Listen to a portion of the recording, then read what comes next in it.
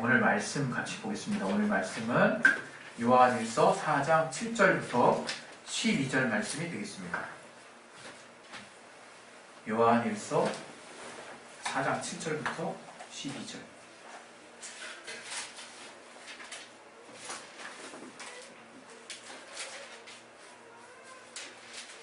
요한일서 4장 7절부터 12절까지 말씀입니다. 준비되셨으면 우리 합독하겠습니다. 시작. 사랑하는 자들아, 우리가 서로 사랑하자. 사랑은 하나님께 속한 것이니 사랑하는 자마다 하나님께로 나서 하나님을 알고 사랑하지 아니하는 자는 하나님을 알지 못하나니 이는 하나님은 사랑이심이라. 하나님의 사랑이 우리에게 이렇게 나타난 바 되었으니 하나님이 자기의 독생자를 세상에 보내심은 저로 말미암아 우리를 살리려 하심이니라. 사랑은 여기 있으니 우리가 하나님을 사랑하는 것이 아니요 오직 하나님이 우리를 사랑하사 우리 죄를 위하여 화목제로 그 아들을 보내셨음이니라. 사랑하는 자들아, 하나님이 이같이 우리를 사랑하셨은즉 우리도 서로 사랑하는 것이 마땅하도다. 어느 때나 하나님을 본 사람이 없으되 만일 우리가 서로 사랑하면 하나님이 우리 안에 거하시고 그의 사랑이 우리 안에 온전히 이루느니라. 아멘.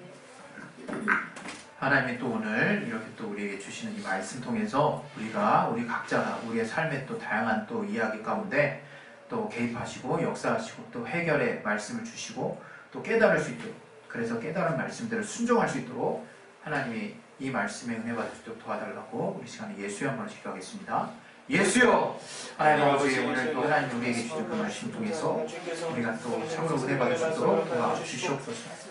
아버지, 주시옵소서. 함께 하시고 역사하시는 귀한 은혜가 우리 안에 넘치도록 도와주시옵소서. 그래서 함께 하시고 인도해 주시옵소서. 주님이 함께 하시고 인도해 주시옵소서. 주님이 불러주시는 귀한 은혜가 우리 안에 넘치도록 도와주시고, 아버지, 정말 주님이 알게 하시는 깨달음 가운데 아버지 우리가 정말 주님을 알 수 있도록 도와주시옵소서. 성령 충만하게 하시고 도와주시옵소서. 예수 이름으로 기도했습니다. 아멘. 하나님은 우리를 사랑하십니다. 할렐루야. 아멘. 하나님이 우리를 사랑하신다라는 거.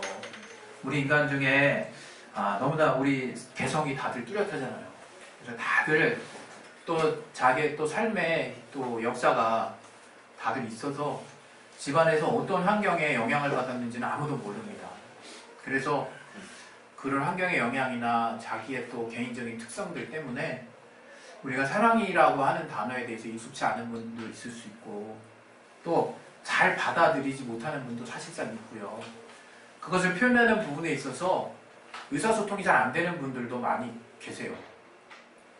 사실 저도 이제 한국 사람이지만 우리 한국 사회 안에서의 이제 아버지와 어머니 또 그 아들 또 자녀들의 관계는 사실 그렇게 이렇게 대화가 잘 됐던 시기가 그렇게 길지는 않은 것 같아요.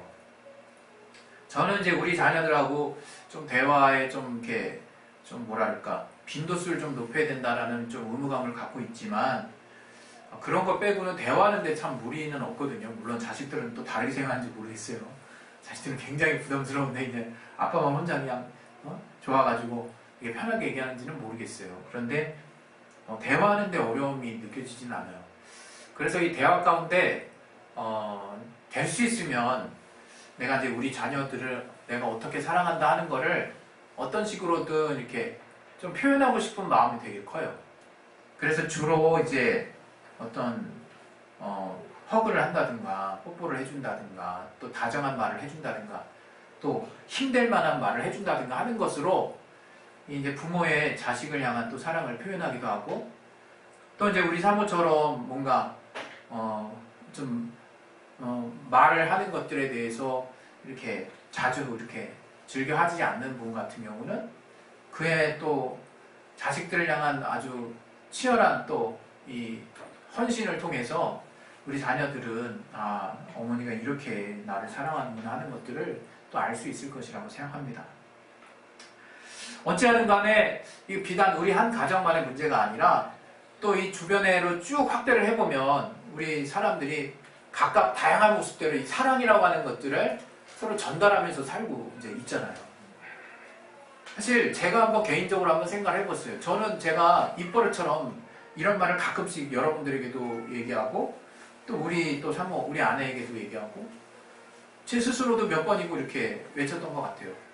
나는 혼자 이렇게 사식만 넣어주면 혼자서도 잘 살 수 있는 사람이라고.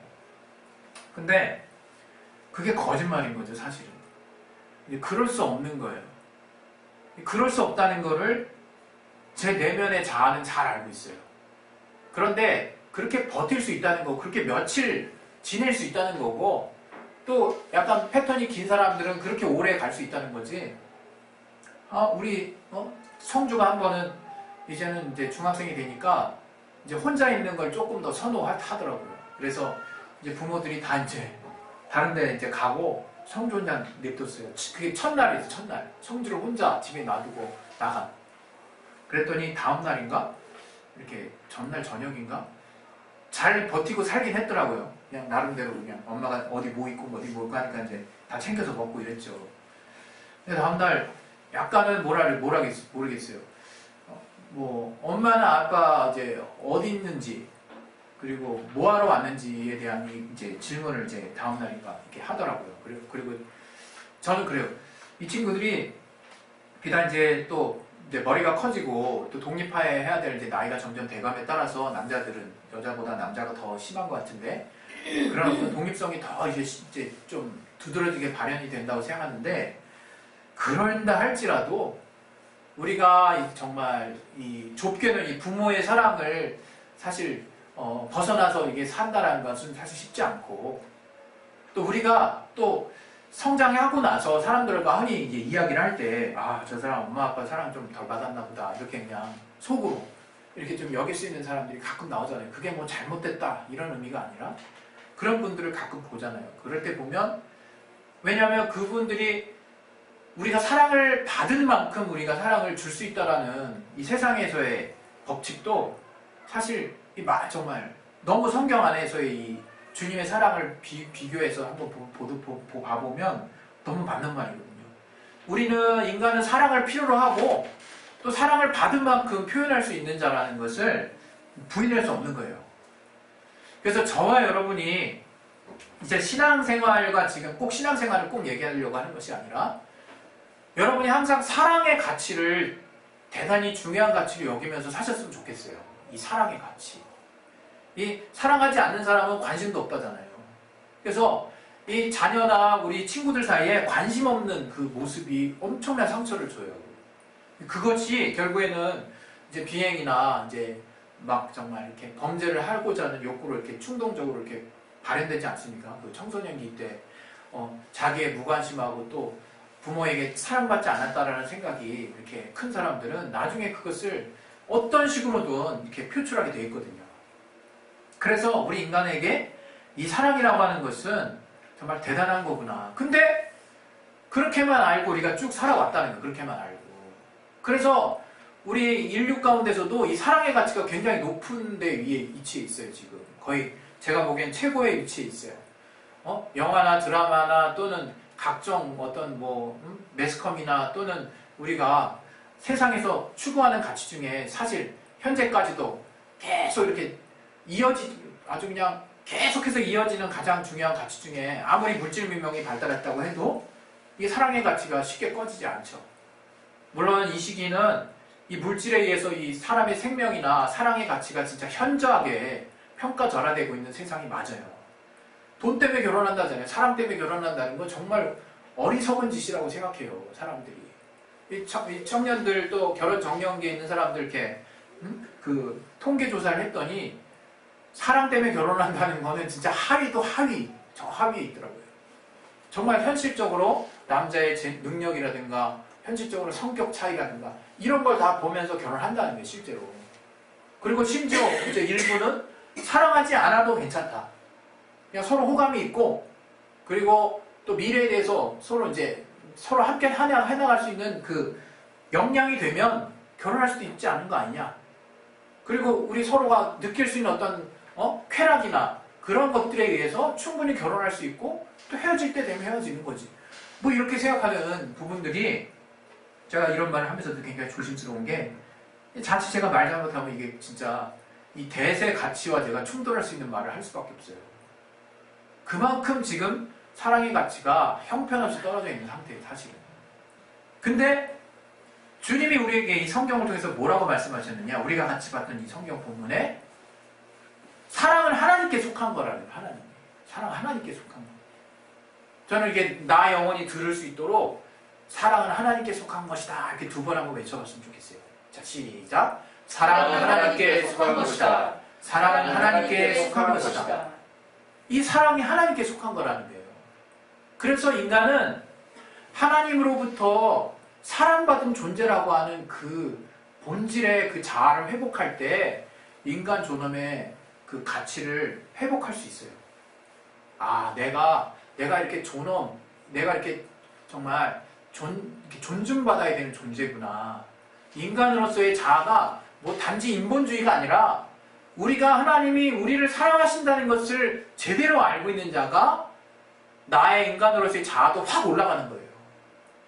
그래서 내가 쉽게 이런 하나님의 사랑을 잘 아는 사람은 쉽게 나를 평가하지 않아요.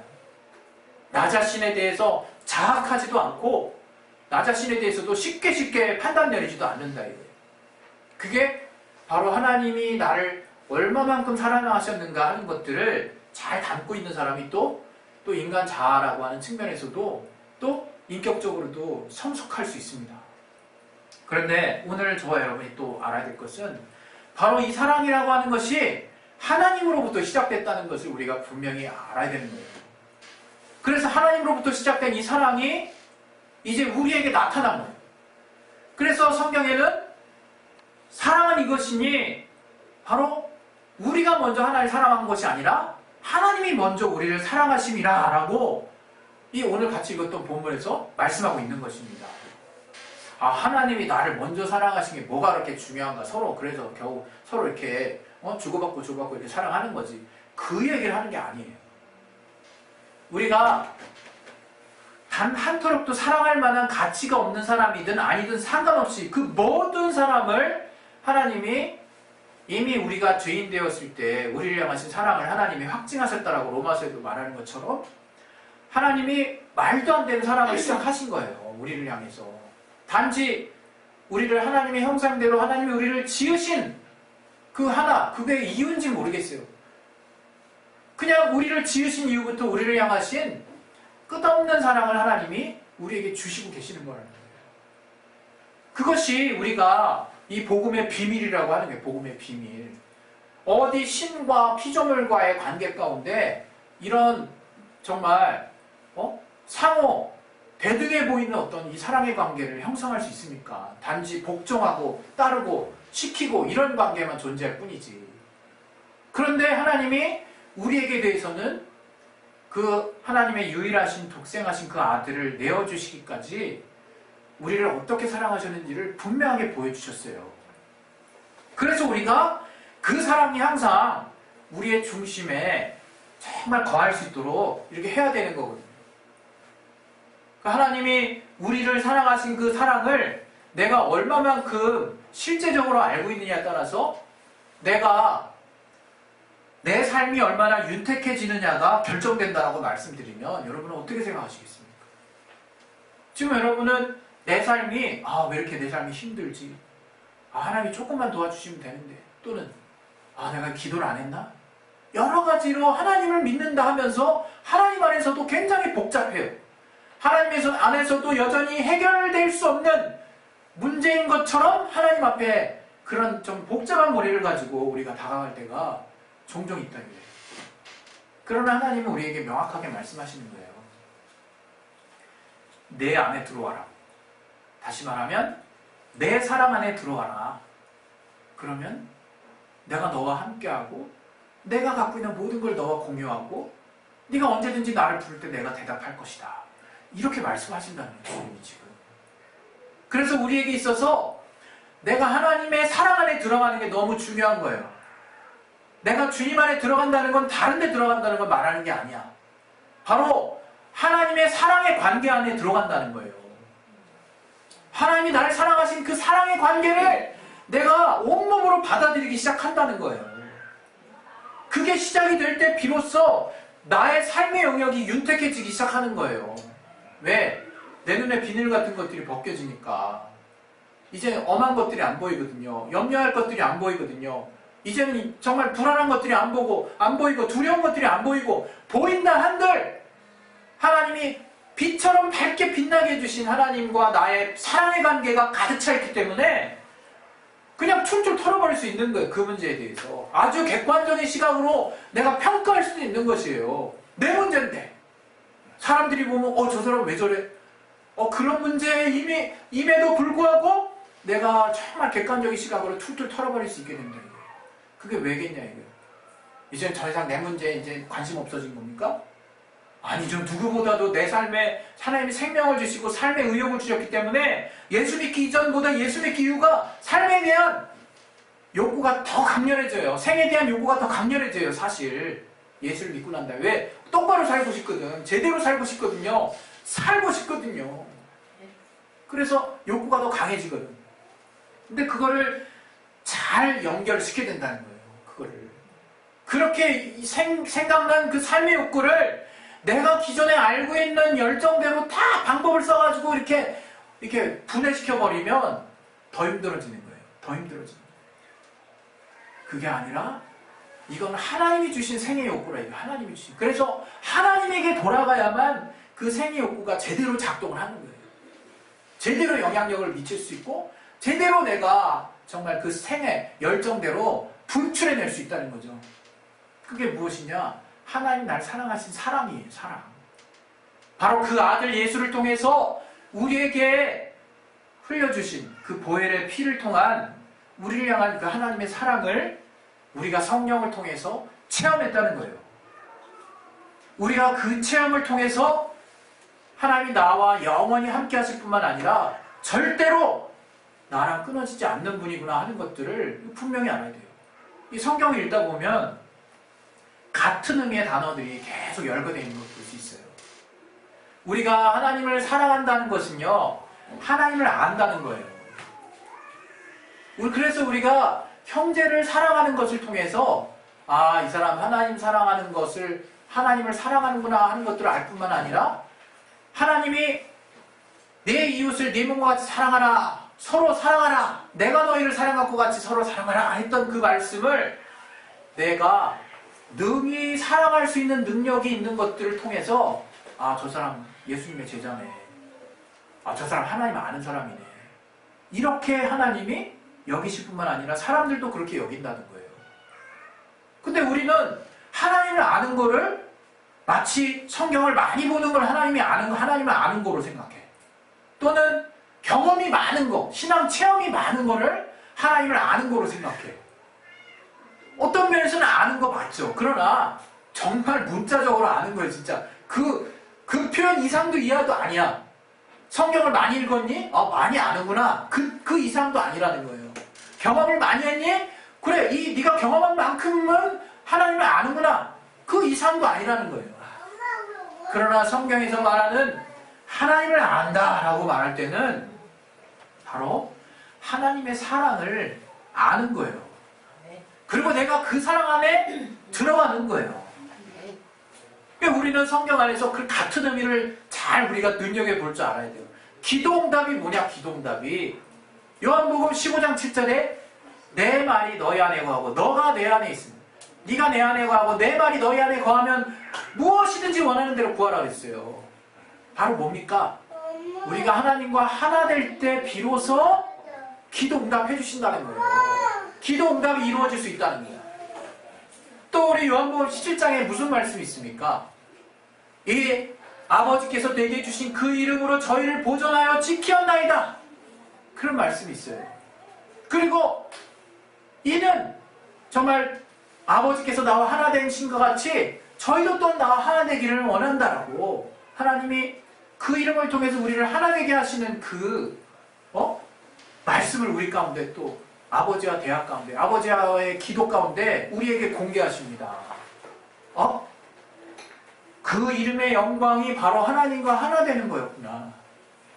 이것이 바로 그 이름으로 하나 되는 것인데, 이 아버지와 아들이 하나 된 것 같이 우리가 또 하나님과 하나 되는 그것이 바로 또 예수 이름 되는 길이고 그 예수 이름의 영광을 돌리는 것은 또 기도의 응답이 되는 것이고 우리가 하나님의 말씀이 내 안에 거하고 내가 하나님 안에 들어가는 것이 곧 하나가 되는 것이고 그렇게 하나가 될 때에 기도가 응답되는 것이고 그것이 곧 하나님의 이름의 영광을 돌리는 것이라 이거예요. 근데 이러한 모든 것을 아우르는 것이 바로 하나님의 사랑 안에 들어가는 거예요. 그러면 그 하나님의 사랑 안에 들어가는 것이 뭐라고 얘기했느냐? 바로 오늘 같이 나눴던 본문에 바로 형제를 사랑하는 것이 바로 하나님을 아는 것이고 바로 서로 사랑하는 것이 그 계명, 서로 사랑하라는 계명을 하나님을 사랑하여 지키는 자가 바로 사랑하라는 거예요. 하나님의 사랑 안에 들어가 있는 자라는 거예요. 그러니까 여러분 우리가 이런 원리들을 삶 가운데 잘 한번 우리가 신앙생활 가운데 적용하면 아 이게 신앙생활이 복잡한 게 아니구나 이렇게 깨달아져요. 아 신앙생활이 결코 복잡한 게 아니구나. 신앙생활은 결국 내가 하나님 안에 하나님과 하나 되는 것이고 하나님과 하나 되는 것은 하나님의 사랑 안에 들어가는 것이구나. 그리고 그 하나님의 사랑 안에 들어간다는 것은 내가 결국 하나님을 안다는 것이구나. 이 하나님을 아는 것이 신앙생활이라 해요. 하나님을 아는 것이 신앙생활이라. 저는 저와 여러분이 이런 하나님이 우리에게 명확하게 말씀해 주신 신앙의 근본을 놓치지 말았으면 좋겠어요.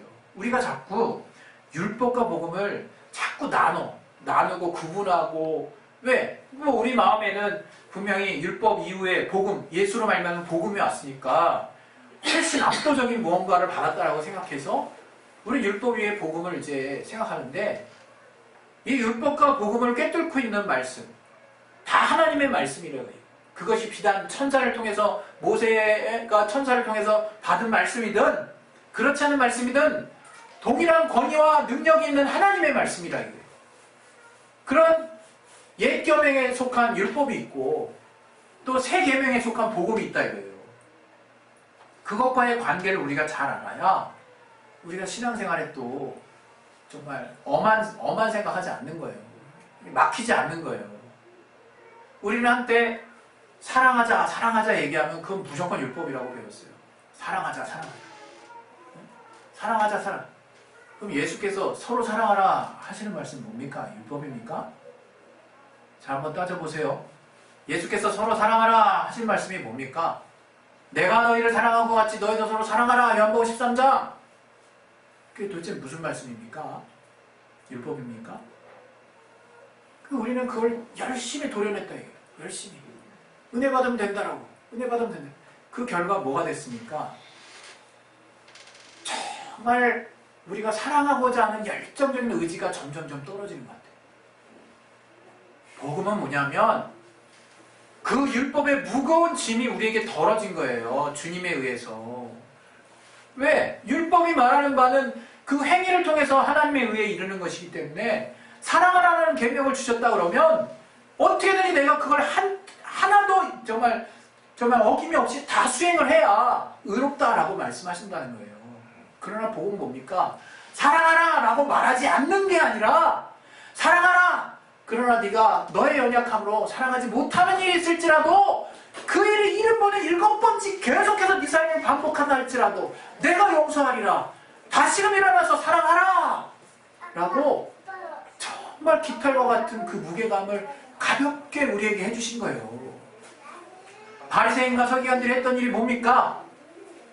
율법을 더 무겁게 만들어버린다. 저들이 하나님이 사랑하라 했던 그 율법의 근본 정신을 다 무시해버리고 정말 진짜 행위를 통해서만 구원을 저들의 목적은 오직 구원에 있었어요. 여러분 우리의 목적이 구원 아닙니까? 맞죠? 그러나 그 구원이 무엇으로 말미암은 구원입니까? 믿음이 무엇으로 말미암은 믿음입니까? 우리에게 하나님 뭔가를 주시고자 하는 그것을 반드시 얻기 위한 믿음입니까? 갈라디아서 4장에는 사랑으로 역사하는 믿음 외에는 없다라고 말하고 있어요. 우리에게 그 사랑을 통해서 여러분의 구원이 만약에 단지 구원에만 있다면 하나님이 우리에게 그 사랑을 주신 가치를 따라 살라고 말씀하신 그 너무나 중요한 그 하나님의 그 말씀의 중심이 어디가 있냐 이게 중심이 구원만 받으면 되냐 이거 믿으면. 믿음이 뭔데요? 바로 사랑을 꿰뚫고 들어가는 거예요. 우리가 율법의 강령하잖아요. 강령. 이 강령의 헬라어가 뭐냐면 매달다란 뜻이에요. 매달다. 다시 말하면 율법과 선지자의 강령이 바로 이 하나님을 사랑하고 내 이웃을 내 몸같이 사랑하라 이제 이거라고 하는 건데, 다른 말로 직언하면 바로 율법과 선지자의 바로 요구하는 바가 바로 사랑하라 하는 거에 매달려 있다 이런 뜻이에요. 사랑하라 하는 거에 매달려 있다. 다시 말하면 율법과 선지자들이 그토록 외쳤던 가장 근본 정신이 사랑에 있다라고 지금 외치고 있는 거예요. 그것은 변화된 게 없습니다. 지금이나 예나. 자꾸 율법을 공식으로 대입하지 마세요, 여러분. 단절되는 거예요. 그러니까 행위가 너무나 여러분에게 아무것도 아닌 게 돼버리는 거야. 누가 행하지 말랍니까? 열심히 행하되 자유하십시오. 실수해도 좋고 도달하지 못해도 좋습니다. 하나님이 무한히 다시금 받아들이시고 다시금 기회를 주신다는 거예요. 우리는 뜨겁게 사랑해야 될 의무가 있는 자들이에요. 여러분, 우리 본문 한번 또 볼 텐데요. 요한 2서 1장 5절 한번 보겠습니다. 요한 2서 1장 5절. 요한 2서 1장 5절.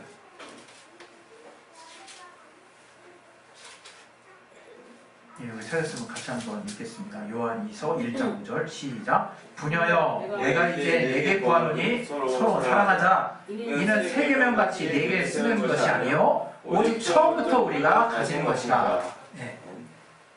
요한에서 2장 7절 제가 또 읽어드릴게요. 사랑하는 자들아, 내가 새 계명을 너에게 쓰는 것이 아니라 너희가 처음부터 가진 옛 계명이니 이 옛 계명은 너희의 들은 바 말씀이거니와 다시 내가 너에게 새 계명을 쓰노니 이렇게 이제 시작해요. 지금 옛 계명에 속한 게 뭡니까? 율법이에요. 새 계명이 뭡니까? 주님으로 말미암아 우리에게 선포된 복음이라 이거예요. 우리가 그 계명이 뭔지를 잘 알아야 되는 거예요. 그래서 서로 사랑하라? 이젠 마음껏 여러분 안에 외치세요. 대신 이젠 알고 좀 외치자. 이거 알고 좀. 구약의 뭣도 모르고 하나님이 그렇게 하라고 그랬으니까 그것을 지키려고 해서 정말 여러분이 그 말씀에 순종하지 마시고, 하나님의 사랑이 이렇게 우리에게 나타나신 바 되었으니 그 아들 예수를 우리에게 온 인류의 죄의 대속물로 주셔서 우리가 그 예수가 아니었으면 죽을 수밖에 없었는데 이렇게 살아날 만큼 큰 은혜를 입었구나. 내가 그 큰 사랑을 성령을 통해서 확실히 체험한 만큼 나 또한 내게 속한 모든 자들에게 사랑을 주는데 나는 주저하지 않으리 라고 하나님의 말씀, 서로 사랑하라고 하는 말씀을 내 안에 그 뜨거움과 자원함과 성령으로 말미암은 충만함으로 계속해서 외치고자 하는 자들이 바로 복음에 사는 자들이에요. 복음 안에 있는 자들이에요. 서로 사랑하라 하는 말씀이 절대로 여러분 가운데 기죽지 않기 바랍니다. 그것이 율법이라고 자꾸 여러분 안에서 엉뚱한 소리 하지 마시기 바랍니다.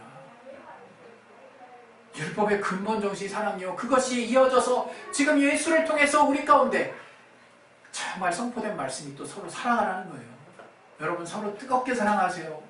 그리고 그 사랑 여러분 의지로 사랑하지 마시고 이제 여러분이 어떤 사랑을 받았는지를 아는 가운데 사랑하세요. 그래서 여러분이 기도할 때 가장 큰 기도 제목 중에 하나가 하나님의 사랑을 정말 더 깊이 알 수 있게 도와달라고 계속 기도하는 거예요. 우리가 그 사랑이 힘이 돼서 사랑하게 하려고. 정리합니다. 여러분 하나님이 우리를 사랑하신 그 사랑, 아들 예수를 통해서 보여주신 그 사랑을 먼저는 우리가 분명하게 성령을 통해서 체험해야 돼요. 그리고 이제 우리에게 어떻게 보면 또 남은 우리의 역할이 무엇이냐, 남은 사명이 무엇이냐, 땅끝까지 내 제자 삼으라는 게 뭡니까? 주님의 말씀대로 사는 사람을 삼는 거 아니에요. 주님께서 우리에게 남기신 마지막 계명이 뭡니까? 서로 사랑하라는 거예요. 그 계명대로 살게 하는 거예요. 여러분이 정말 이제 신앙생활 하시면서 교회 안에서 또 다른 사람들과 교류하면서 내 안에 저를 볼 때 저가 딱 마음을 막는 경우가 있어요.